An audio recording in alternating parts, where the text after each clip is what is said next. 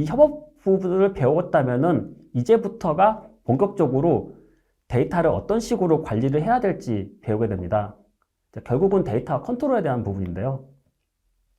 그렇다면은 우리가 그 클라우드 플랫폼처럼 이 데이터를 가지고 자동화를 하는 게 목적인데요. 크게 본다면은 우리가 업무에서 다루게 되는 데이터는 크게 두 가지 유형밖에 없습니다. 그렇기 때문에 두 가지로 이 유형을 줄인 다음에 각각의 유형에 대해서 어떤 식으로 다루게 될지 이 부분에 대해서 메인으로 다루게 되고요. 그리고 이 데이터를 다루는 방법을 기반으로 기본적으로 데이터를 분석을 하든지 아니면 또 다른 말로 리트러시 작업을 하게 되고 이를 통해서 워크플로우 자동화도 같이 하게 됩니다. 이 과정 중에 자연스럽게 구글에서 제공하는 인공지능이나 머신러닝 기능을 같이 다루게 됩니다. 결국은 이런 작업을 하는 이유는 딱 한 가지인데요. 가장 처음에 들었던 것처럼 내게 필요한 데이터를 실시간으로 취합하고 재가공하는 방법을 가장 먼저 배워야지 이것을 기반으로 워크플로우나 업무 자동화를 할 수가 있는 겁니다. 가장 큰 키워드는 실시간이 되겠죠. 자, 그렇다면은 데이터에 대해서 한번 생각을 해보겠습니다. 우리가 전문가처럼 복잡한 데이터를 다루려는 게 아니라 제가 이야기하고 싶은 거는 우리가 일상적인 업무 환경에서 접하는 데이터에 대해서 이야기하고 싶은 겁니다. 보시면 화면에 보시는 것처럼 우리가 일상적인 업무 환경에서 접하는 데이터들은 숫자, 텍스트부터 시작해서 이런 코드나 날짜, 시간, 사진 이 정도가 우리가 업무에서 접하는 데이터입니다. 이 데이터들을 속성을 정확하게 나눠본다면 크게 두 가지로 분류가 되는데요. 좌측은 문자의 속성을 가진 데이터가 되고요. 우측은 숫자의 속성을 가지는 데이터가 됩니다. 결국은 복잡하게 생각할 게 아니라 문자의 특성을 가진 데이터를 어떤 식으로 다루는지 그리고 숫자에 대한 데이터를 어떤 식으로 다루는지에 대해만 이해를 하게 된다면 그 이후에 이루어질 데이터 분석이나 시각화 작업이 훨씬 쉬워지게 됩니다. 결국은 내가 데이터를 어떤 식으로 다뤄야 할지에 대한 방법을 배우게 되는 겁니다. 보시면은 이렇게 데이터를 컨트롤하는 이유는 결국은 업무에 내가 이거를 어떻게 활용할 수 있을까에 대한 의문으로 이어지게 됐는데요.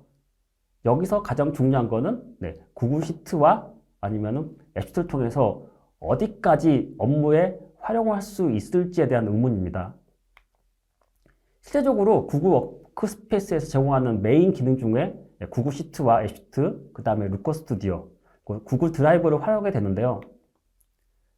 이런 것들을 실제적으로 간단하게는 비즈니스 기획부터 업무 자동화, 아니면 대시보드, 아니면 시각화, 그리고 필요할 경우는 내가 원하는 모바일 앱까지 업무의 자동화부터 비즈니스 기획, 모바일 업무 환경 구성까지 다 이 플랫폼을 통해 가지고 충분히 현업에 있는 담당자 아니면 내가 스스로 작업을 할 수 있는 수준까지 이런 플랫폼들이 제공이 되고 있습니다. 우리가 구글 시트의 과정을 통해서 이틀간 배울 것들은 이런 겁니다. 가장 첫 번째로 여러 가지 조건 검색을 걸어서 내가 원하는 데이터, 파일을 연결해서 내가 원하는 데이터를 찾게 되는 거죠. 그리고 이 과정을 거쳤으면은 3일차, 4일차에는 구글 시트를 바탕으로 내가 원하는 어플리케이션을, 모바일 앱을 만들게 됩니다. 그리고 좀 더 IT 쪽에 좀 관심이 있으신 분들은 직접 기존의 데이터베이스에 다이렉트로 연결도 할 수 있습니다. 이런 것들을 다 구글 플랫폼 내에서 제공을 하고 있고요. 가장 기본적인 전제 조건은 이 모든 것들이 데이터가 실시간으로 연동이 되어야지만이 의미가 있는 겁니다. 그런데 실제적으로 우리가 이번 과정을 통해서 배울 것들은 이런 사본에 있는 고급 단계가 아니고요. 기본적으로 구글 시트와 그 다음에 앱시트를 통해서 최대한 실시간으로 업무 자동화하는 것을 목표로 합니다. 자, 그러면은 제가 앞서 데이터가 문자와 숫자 속성 두 가지밖에 없다고 했는데요. 이 두 가지에 대해서 가장 먼저 다루게 됩니다. 이 두 가지가 어떤 특징들이 있는지, 그리고 이런 데이터를 다루기 위해서 가장 먼저 하는 게 소위 말하는 데이터 전처리 작업을 하게 되는데요. 이런 것들도 사람이 직접 하는 게 아니라 구글에서 제공하는 인공지능이나 아니면 기본 메뉴 도구를 통해서 손쉽게 활용할 수 있는 것들이 있습니다. 자, 그리고 첫 번째로는 우리가 다루게 될 게 이 문자에 대한 데이터를 다루게 되는데요. 생각해 보시면은 이 문자에 대한 속성은 크게 추출과 찾기, 바꾸기가 우리가 현업에서 다루게 되는 데이터 관리 기능 중에 하나입니다. 그래서 이런 6가지를 다루게 될 텐데요. 뭐 텍스트도 다루고 그 다음에 동적 문자 같은 것도 만들어 보게 되고요. 핵심적인 게 이미지와 QR코드를 다루는 법도 배우게 됩니다. 그리고 6번째로는 구글에서 제공하는 이 AI 메뉴 도구나 패턴 인식을 통해 가지고 이런 텍스트 데이터들을 어떻게 손쉽게 다루는지 이거를 같이 배우게 될 겁니다.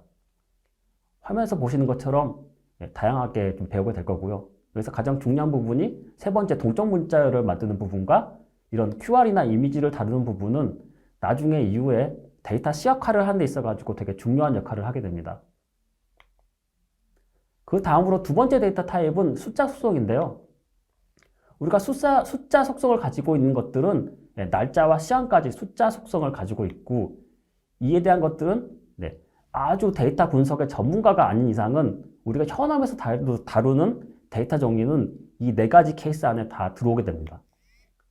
그러다 보니까 날짜나 요일 다룬다든지 아니면은 어려워하시는 시간을 다루는 방법 그리고 이 조건이 붙은 if 조건이 붙은 계산을 활용하는 방법 이런 부분에 대해서 다루게 되고요. 그리고 잠깐 AI 기능을 통해서 통계나 예측값을 자동으로 계산해주는 이런 작업도 해보게 될 겁니다. 그래서 날짜 부분, 그 다음에 시간 다루는 부분에 대해서 다루게 되고요.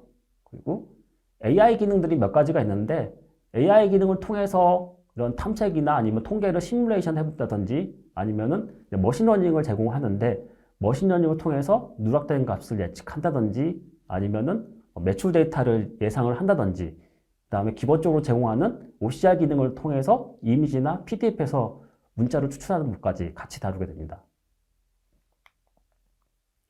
자, 그리고 이 다음에 데이터를 다루는 방법을 배웠으면은 그 다음에 우리가 자동화하는 데 필요한 게 있죠.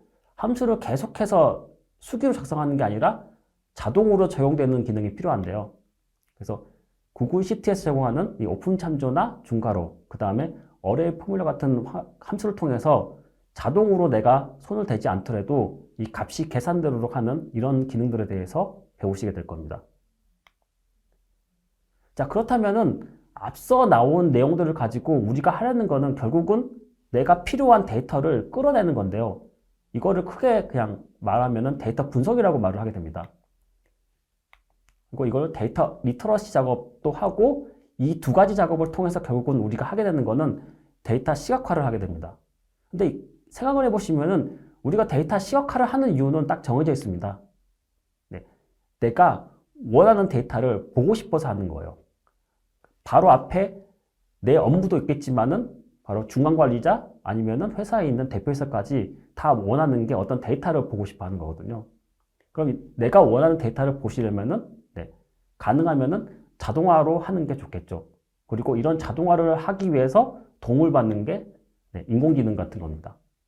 자, 다 좋은데 그러면 이런 값을 내가 원하는 데이터를 얻으려면은 가장 먼저 또 하나 고민해야 될 게 어떤 거냐면은 내가 원하는 데이터가 어딘가에 위치해 있는데 내가 원하는 데이터를 찾는 방법이죠. 결국은 2가지 데이터 유형이 있긴 하지만은 그 전에 필요한 거는 내가 원하는 데이터가 어디에 있는지를 찾는 방법인 겁니다. 그러면 내가 원하는 데이터를 얻으려면은 우리는 구글 시트에서 좀 3가지 정도로 좀 고민을 해봐야 되는데요. 조건은 3가지입니다. 어디엔가 데이터가 있는데 그 데이터를 어떻게 찾을 것인지 그리고 그 데이터가 어디 있는지 찾았다면은 거기에 조건을 걸어서 어떤 값을 반환받을지 이 3가지가 가장 중요한 키워드고 이번 강의에 있어 가지고 가장 중요한 3가지 핵심 내용입니다. 구글 시트에서는 이런 기능을 제공하는데요. 파일을 찾고 연결하는 함수 그리고 그 파일을 찾았다면은 그 파일 안에서 내가 원하는 데이터만 걸러서 뽑아내는 함수가 필요합니다. 그 때에 따라서는 내가 원하는 값이 목록이 될 수도 있고 하나의 값이 될 수도 있습니다. 그래서 여러 가지 수많은 함수들이 있는데 제가 말씀드리는 것들은 실제적으로 현업에서 가장 유용성 있게 활용하는 함수고요. 임포트 레인지와 VLOOKUP, 필터, 쿼리 이 네 가지 함수에 대해서만 다루게 될 겁니다. 결국은 우리가 이거를 어떻게 활용할지 아는지가 가장 핵심이 되는 거겠죠. 자, 임포트 레인지 함수를 다루게 될 텐데요. 임포트 레인지 함수의 가장 큰 특징은 실시간으로 여러 개 쪼개져 있는 다른 사람의 데이터로부터 내가 원하는 값만 가지고 올 수 있는 기능을 제공합니다. 그래서 좌측에 화면에서 보이는 것처럼 다른 파일의 데이터를 불러올 수가 있는데 실시간으로 가져온다는 게 가장 큰 핵심이고요. 이 부분이 똑같은 스프레드시트임에도 불구하고 엑셀과 구글 시트의 가장 큰 차이점으로 인식하시면 됩니다. 이게 되기 때문에 이후에 작업할 실시간 대시보드가 이런 베이스를 가지고 있기 때문에 가능한 이유가 됩니다. 자, 그러면은 파일을 가져오는 게 가능했다라면은 이런 게 필요하죠. 그냥 가져오는 게 아니라 내가 필요한 것만 골라서 가져야 됩니다. 그러다 보니까 여러분들이 잘 알고 계시는 VLOOKUP 함수부터 필터 함수, 쿼리 함수로 쓰게 되는데요. 구글 시트에서도 좀 더 이런 함수들을 중괄호를 통해서 다양하게 활용할 수가 있습니다. 가장 중요한 거는 여러 개의 조건이 있더라도 내가 원하는 값을 반환받으면 되겠죠. 다시 간략하게 정리를 해본다면은 임포트 레인지라는 함수를 통해서 내가 원하는 데이터가 어디 있는지 찾고 그 다음에 이런 세 가지 VLOOKUP이나 필터, 쿼리 함수를 통해서 내가 원하는 것만 가져올 수 있게 되는 겁니다. 그러다 보니까 우리가 시스템을 통해서 배우게 될 게 어떤 거냐면요. 실시간 자동으로 여러 사람의 가지고 있는 데이터들을 조건을 걸어서 가져와서 분석을 할 수 있게 되는 겁니다. 자, 다음 페이지를 보시면요. 실제적으로 우리가 구글 시트를 통해서 실시간으로 이런 데이터를 수집과 동시에 대시보드를 작성을 할 수 있게 되는 겁니다. 이 과정이 이번 강의에서 가장 큰 핵심적인 요인이라고 보시면 될 것 같습니다.